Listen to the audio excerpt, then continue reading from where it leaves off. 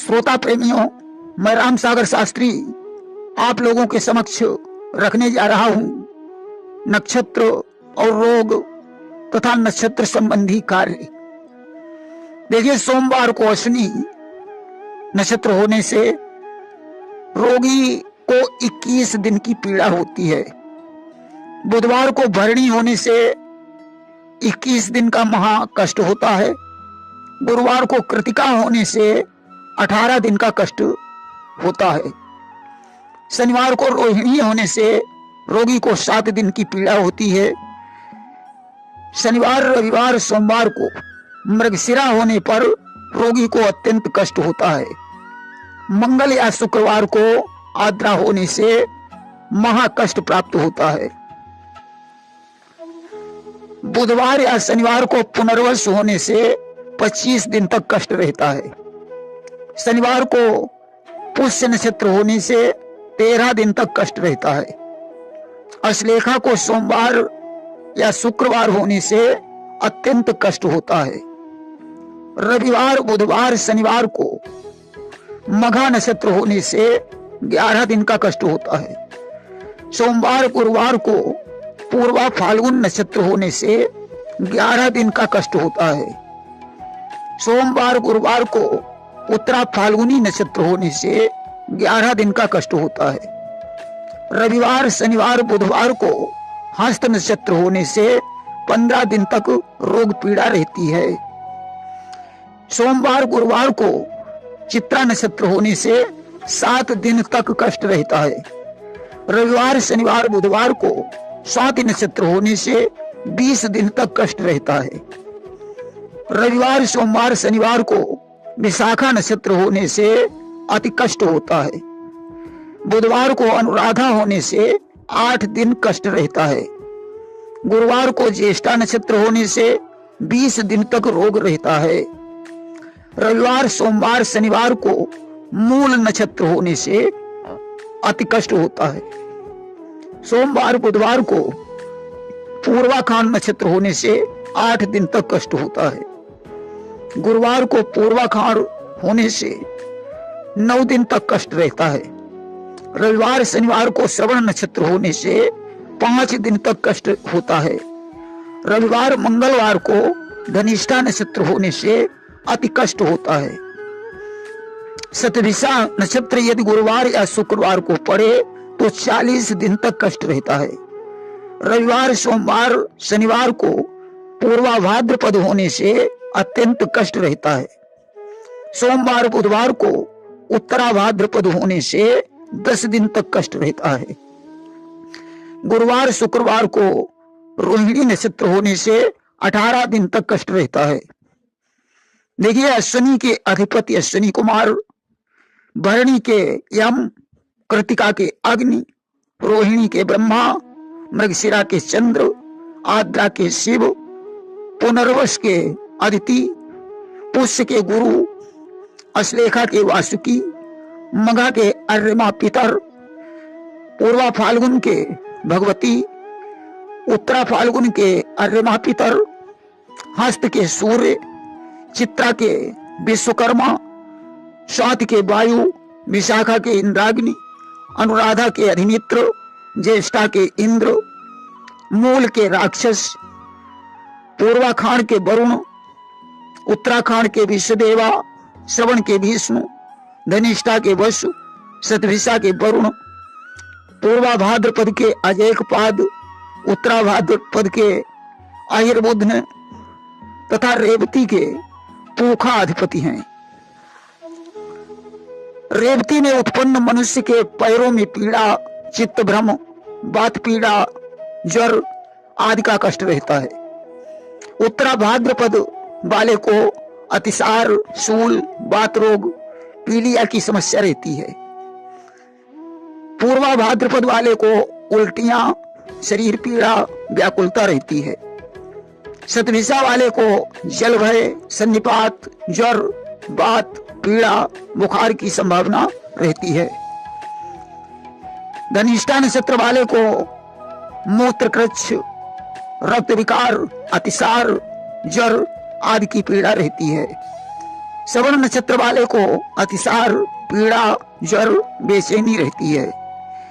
उत्तराखंड वाले को कमर दर्द, गठिया रोग की संभावना रहती है। पूर्वाखंड वाले को शरीर कंपन, सिर दर्द, संपूर्ण शरीर में पीड़ा रहती है।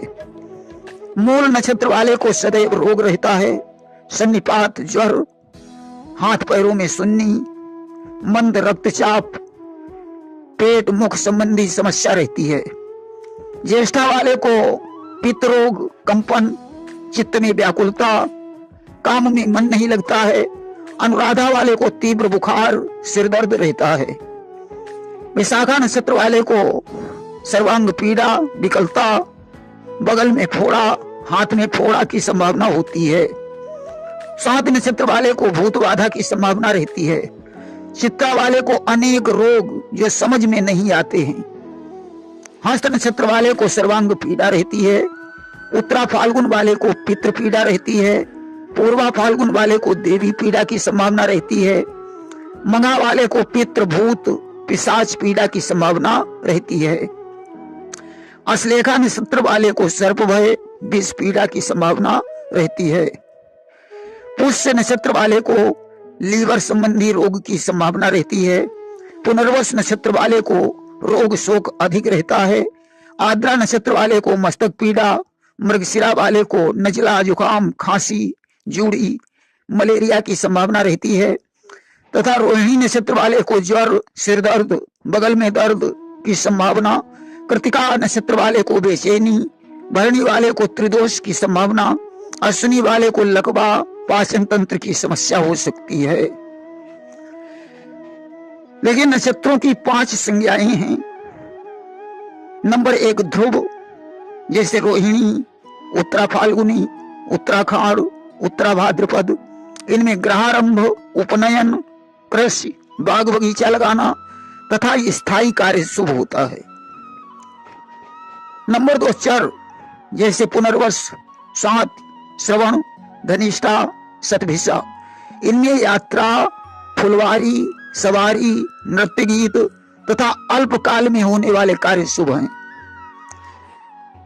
नंबर 3 उग्र, जैसे भरणी, मघा, पूर्वा फाल्गुनी, पूर्वाखाड़, पूर्वा भाद्रपद, इनमें विष, अग्नि, शस्त्र, घात, मारण आदि बुरे कार्य शुभ हैं। नंबर 4 मिश्र, जैसे कृतिका, विशाखा, इनमें अग्नि संबंधी कार्य, यात्रा, नृत्य गीत, वस्त्र, नौकरी आदि कार्य शुभ हैं। नंबर 5 मृदु, जैसे मृगशिरा, चित्रा, अनुराधा, रेवती, इनमें यात्रा, मंगल कार्य, वस्त्राभूषण, वाणिज्य, कला आदि कार्य शुभ हैं। नंबर 6 क्षिप्र, जैसे अश्विनी, पुष्य, हस्त, अभिजित, इनमें यात्रा, मंगल कार्य, वस्त्राभूषण, वाणिज्य, कला आदि कार्य शुभ हैं। नंबर 7 तीक्ष्ण, जैसे आद्रा, अश्लेषा, ज्येष्ठा, मूल, इनमें मारण, मोहन, भूत बैताल की सिद्धि शुभ होती है। इस तरीके से नक्षत्रों की 5 नहीं 7 संज्ञाएं बताई गई हैं। अश्लेषा, ज्येष्ठा, मूल, इनमें मारण, मोहन, भूत बैताल की सिद्धि शुभ मानी जाती है। देखिए रोहिणी, मृगशिरा, पूर्वा फाल्गुन, उत्तरा फाल्गुन, हस्त, चित्रा, स्वात, विशाखा, अनुराधा, ज्येष्ठा, शतभिषा, उत्तरा भाद्रपद, ये सूर्य नक्षत्र माने जाते हैं तथा आद्रा, पुनर्वस, पुष्य, अश्लेषा, मघा, पूर्वा भाद्रपद, रेवती, अश्विनी, भरणी, कृतिका, पूर्वाखाड़, उत्तरा फाल्गुनी, धनिष्ठा, ये चंद्र नक्षत्र माने जाते हैं। वर्षा संबंधी विचार में आप सुन चुके हैं कि यदि सूर्य चंद्र नक्षत्र पर और चंद्रमा सूर्य नक्षत्र पर जाए उस दिन वर्षा होती है। यदि सूर्य चंद्र दोनों सूर्य नक्षत्रों में रहें तो अतिवृष्टि होती है। यदि दोनों चंद्र के नक्षत्र में रहें तो सामान्य वृष्टि की संभावना होती है। मेष की संक्रांति लगने के बाद अश्विनी से 10 नक्षत्रों तक देखना चाहिए। अश्विनी में जितनी संख्या के नक्षत्र बादल में दिखाई दें, आद्रा से उतनी ही संख्या के नक्षत्र वर्षा कारी होते हैं। वर्षा काल में शुक्र से सप्तम चंद्र शुभ ग्रह से दृष्ट हो, शनि से चंद्र 5-7 हो तथा शुभ ग्रह से दृष्ट हो। यदि बुध शुक्र के समीप हो तो भी वर्षा का योग होता है। सूर्य के पहले या पीछे शुभ ग्रह हो तो वर्षा का योग होता है। ग्रहों का उदय अस्त हो रहा हो या ग्रहों का राशि परिवर्तन हो रहा हो या ग्रह की युति हो, बुध शुक्र का उदय अस्त हो रहा हो, मंगल का राशि संचार हो तो वर्षा की संभावना होती है। यदि बुध शुक्र के बीच में सूर्य आ जाए तो वृष्टि का नाश हो जाता है। सप्त नाड़ी चक्र में यदि किसी भाग के नक्षत्र में सूर्य चंद्र मंगल जाए तो उनकी उपस्थिति तक अतिवृष्टि होती है। बुध शुक्र गुरु एक नाड़ी में हो, उसी में सूर्य आ जाए तो वृष्टि होगी। यदि उसी में चंद्र भी आ जाए तो उक्त समय तक अतिवृष्टि होगी। आषाढ़ी पूर्णिमा के प्रदोष काल में वायु का परीक्षण करें। पूर्व से सुवृष्टि, आग्नेय से अवृष्टि, दक्षिण से अल्पवृष्टि, नैऋत्य से अनावृष्टि, पश्चिम से महावृष्टि, वायव्य से वायु वेग, उत्तर से अतिवृष्टि, ईशान से उत्तम वृष्टि समझना चाहिए। देखिए, रोग, ग्रह बाधा, धन लाभ, व्यापार वृद्धि, सुख समृद्धि तथा सभी कष्टों के निवारण हेतु खुले स्थान में एक फलदार वृक्ष लगाएं। प्रतिदिन या सप्ताह में उस पर जल चढ़ाएं। प्रातः काल स्नान करके ओम वनस्पतये नमः 11 बार उच्चारण करके जल चढ़ाएं तो अवश्य लाभ होता है। प्रेम से बोलिए वृंदावन बिहारी लाल की जय।